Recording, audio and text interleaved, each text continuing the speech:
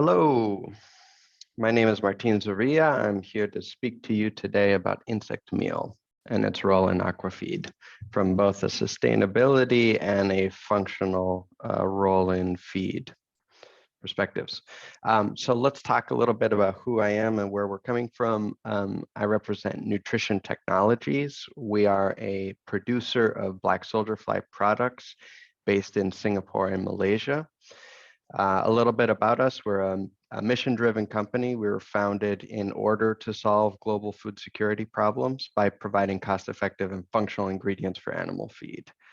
We're a biology-focused company, so we try to scale up, problem solve, and create novel solutions to animal feed issues using the biology of the insect and the microorganisms it works with. We're also impact-led, so our system has been evaluated, and we target a range of sustainability criteria and UN sustainability goals as an overall organization. So we get this question of like, why insects, right? And within insects, why black soldier flies? For animal feed. And I think a lot of people will assume or will sometimes say that, this is about protein content, that the insects are very high in protein, or the argument you'll hear is they're just an alternative, alternative to soy or to fish meal. From my perspective, those are part of the equation, but it's not really the fundamental reason that there now exists this new industry of insects for feed. That fundamental reason has to do with efficiency. So an example of that is, and this is data from our system, right? Data our research scientists have collected again and again and again. We've checked it many times, right? And it's kind of mind-blowing. Black soldier flies can grow in the first 5 days. They can go from 17 micrograms to 7,200 micrograms. So that's a gain of over 400 times their initial body weight. So that's the equivalent of a newborn child reaching the weight of an adult white rhino in 5 days, which is kind of amazing because this isn't just like embryonic phase of growth. At the end of that 5 days, you have a larvae you can harvest for product, right? So this is actually a significant portion of their lifespan, those first 5 days. So ultimately, like when people ask me why black soldier flies and why insects, I think it's about efficiency. And, ultimately, if you look at the system and you look at how it reflects what happens in natural ecosystems, you realize, actually, why did we ever do anything else, right? The efficiency of this creature is quite remarkable, and the opportunities it provides society are significant.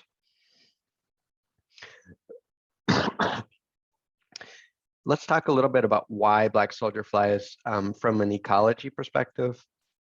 So black soldier flies are decomposers, and this fact is almost more important than the fact that they're insects. Humans have not raised true decomposers as livestock before, and doing so affords some unique opportunities. But there are a range of traits then that leads to these kind of very high growth rates that we saw in the last slide. So one is black soldier flies are holometabola, meaning they go through metamorphosis. That means that the larvae have extremely high feed intake, right? They don't sleep. They have continuous nonstop feed intake for their larval stage. And that's quite unique across livestock species that humans have cultivated. And that leads to a particular set of outcomes that result in very nutritious larvae very quickly. Black soldier fly larvae are also poikilotherms. They are cold-blooded, right?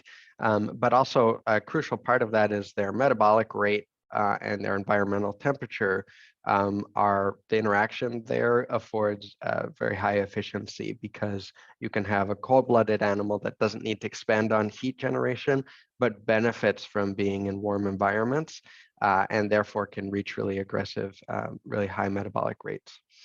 The larvae, the females from the adult phase of the insect lay between 400 and 1,200 eggs, so they're very fecund.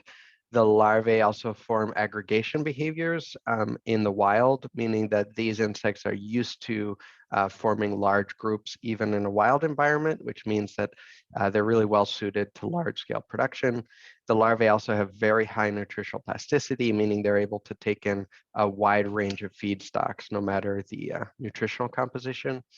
And crucially, black soldier fly larvae also evolved to compete for fast disappearing foods, right? So their ecology is really linked to the fact that they're going to try to show up on food that is not going to be around for very long, and that makes a big difference, as we'll see later.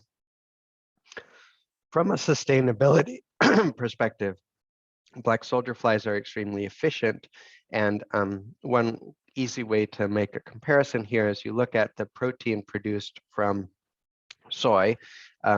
If you look at it over a hectare, a hectare of soybean in 1 year will yield about 3.13 metric tons of soy.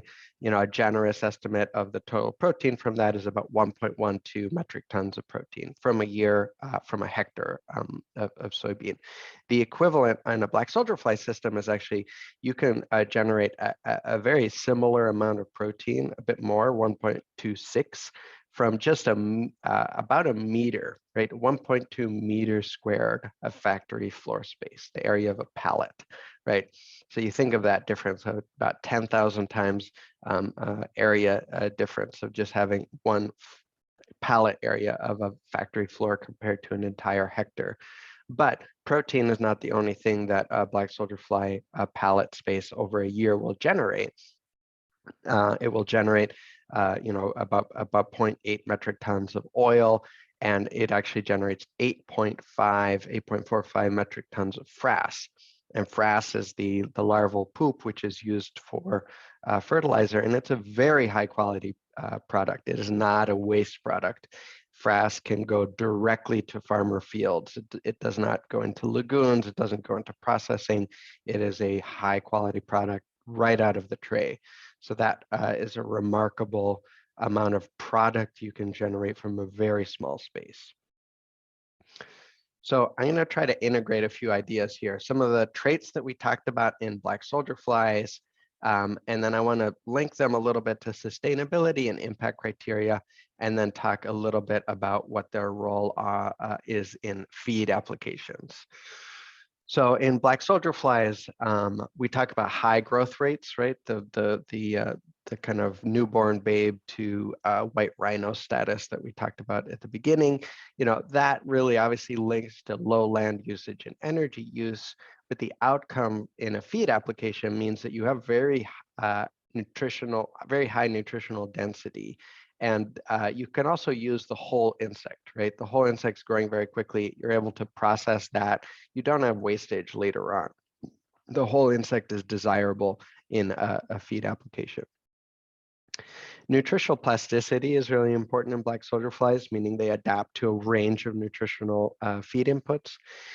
That allows them to use food that would otherwise be destined to landfill, and that leads to a lot of sustainability outcomes, for example, avoiding methane release. But this also in feed means that black soldier flies are extremely cost effective, right? You're able to use very low cost feed that doesn't have other applications, and it's very scalable because no matter the geography, you're always going to find something that black soldier flies will eat. And then lastly, we have disease resistance, right? So they're resistant to these diseases. They form aggregation behaviors in decomposing organic waste, which is a very kind of toxic environment. Like it has a lot of, it can in the wild have lots of pathogenic bacteria. So this ability to thrive at density is really important to effective bioconversion because the density of larvae break down organic waste really well.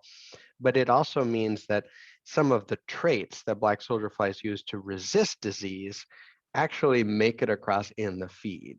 So the antimicrobial resistance that they exhibit internally, um, some of those active molecules like lauric acid and antimicrobial peptides, they will show up in the final product, and that confers those benefits onwards in the supply chain onto the feed products. Okay, and from a sustainability perspective, I think there's a lot to this topic. I'll do a quick overview.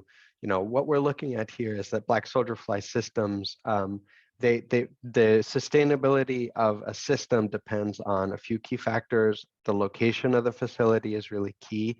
The feedstock used and what are the alternate use cases, right? Like, are you really taking something that would otherwise be destined for a landfill, or are you competing with other feed uses for those feedstocks? And then the use of the final product, right? What are they replacing? Are they actually replacing something of use in the feed, but also in agriculture? Because as we saw, frass is such a huge component of the system. Overall, the key environmental benefits of these systems is we have low greenhouse gas emissions, which means that the black soldier fly products are very close to being carbon negative, and if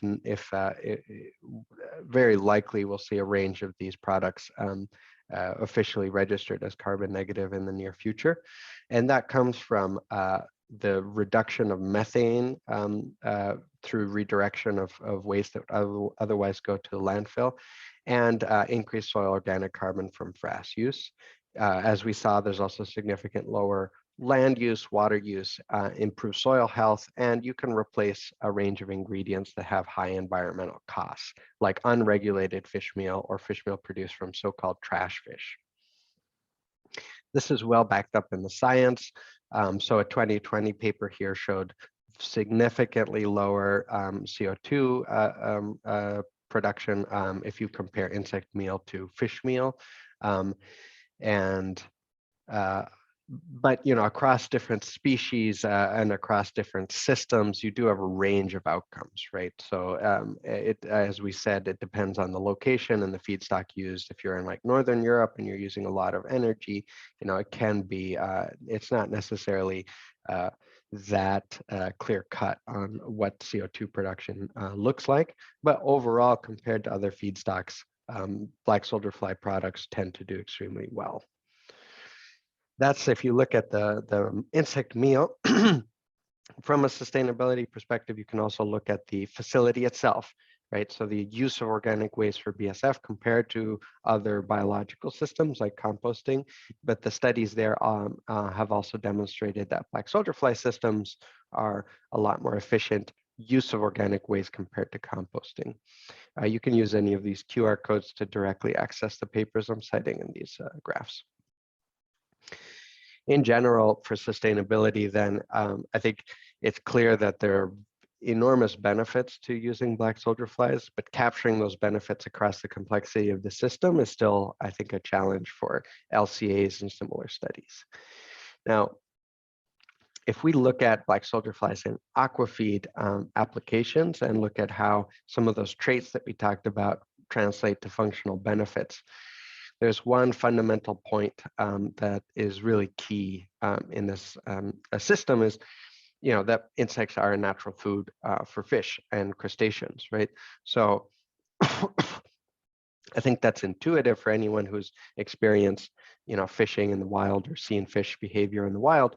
But I think one thing that sometimes is missed, that, you know, in systems where, you know, for example, freshwater salmonids, where, you know, insects are the main food source for these fish, it's the whole insect, right? So they're not extracting parts of the insect. They're not eating some insects and then going off and eating soybean. You know, the entire insect provides a whole food for the fish, meaning that it's providing a whole range of outcomes, right? It's providing fibers, vitamins, minerals. It's providing immune modulatory molecules. You know, in the wild, the insect provides a complete food source for the fish. And that's why in a feed system, generally what we're trying to do now is, look a little bit past protein, right? Highly digestible protein in oil is a baseline benefit that insect protein provides, but it's only one part of the system, right? A complete food for fish in the wild is not only a protein source. So I don't have time to go into each of these in detail, but I will focus a little bit most on the antimicrobial elements because I think the science on that has recently progressed quite well. So if you look at antimicrobials in black soldier fly systems, we see that, one of the key components is antimicrobial peptides. So AMPs are widely used in clinical applications in human medicine and are increasingly used in feed application. Now, 57 AMP candidates have been found in black soldier flies. That is more than any other invertebrate. So right now, black soldier flies are considered the most promising source among invertebrates of antimicrobial peptides. And AMP expression in black soldier flies is affected by diet, which puts it within the realm of our control as black soldier fly feed producers. Now, the quantification of AMPs in processed insect meal requires further study, but their high thermal stability and some preliminary results that I'll show you in a second are very promising. Now, looking more broadly at antimicrobial activity of these products, you have to look, I think, beyond AMPs, but also at a combination of multi-modes of action. So you have antimicrobial peptides, you have lauric acid, which is a medium chain fatty acid that can disrupt bacterial cell membranes. That's up to 40% of the lipids in a black soldier fly. So that's an incredibly abundant MCFA. And then you have chitin, and chitin is a really interesting molecule that supports both microbial gut diversity and inhibits gram-negative bacteria. So antimicrobial activity, the performance of these insect meals can be demonstrated in vitro and in vivo. In vitro assays have shown that heat-treated liquid extracts show gram-negative bacteria inhibition. And those are our internal trials. You can see those plates on the right for E. coli and Salmonella. And then in vivo, shrimp feed trials have shown kind of a 5 to 35% replacement of fish meal, show a significant result when you do a disease challenge with Vibrio. Our internal data on this show that black soldier fly extracts inhibit E. coli, Salmonella, and staph. But the key thing here is these extracts then remove the chitin and the lauric acid component, meaning that when we see a bacterial growth inhibition here, we're very likely seeing the effect of antimicrobial peptides because you've removed the other options. Of course, a lot more work has to be done to confirm this, but it's a pretty straightforward process of elimination that shows that we have something interesting on the AMP side. On the challenge trial front for in vivo, we have graded inclusions of fish meal replacement show a significant effect on shrimp health. This trial was done at Shrimp Vet in Vietnam. This has been more widely published. It has some amazing results on both the cost and feed efficiency front, but I don't have time to get into that. I encourage you to look it up online or send me an email. I can share the full result. This trial did include a challenge with Vibrio parahemolyticus, and the results were quite clear. A dose response with graded fish meal inclusion resulted in significantly higher survival rates for shrimp up to 10 days after challenge. Overall, we're going to conclude here, black soldier fly productions are clearly positive impact on environmental parameters, but the level of impact depends on the production parameters, and a more holistic approach is really needed to understand the true environmental impact of these systems. Black soldier flies are also among the most promising sources of novel antimicrobial peptides, and MPs likely contribute to the clear antimicrobial effect of the products. And insect meals are not equivalent to insect protein, right? So they can have a range of benefits just beyond protein. So to really understand their potential in aquafeeds, we have to look beyond just the protein. My references are here. Please feel free to get in touch, and thank you so much for listening.